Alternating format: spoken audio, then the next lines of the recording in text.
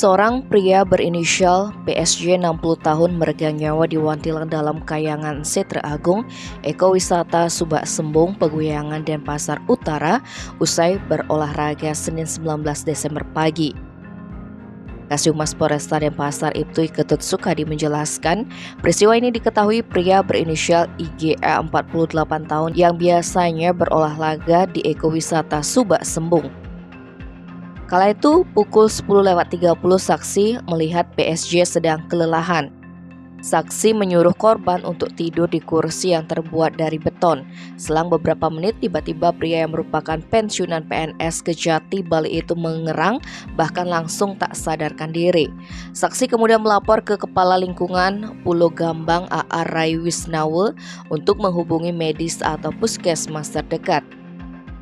Setelah diperiksa oleh seorang bidan, tidak ditemukan denyut nadi korban. Menurut keterangan istri korban berinisial Angel 55 tahun kepada personel Polsek Denpasar Utara, korban disebut mempunyai riwayat sakit gula. PSG pamit dari rumah di kawasan Desa Dauhpuri, Denpasar Barat untuk olahraga pukul 8. Tetapi sehari sebelumnya suaminya sempat mengeluh nafasnya pendek-pendek. Tim Bali Express melaporkan.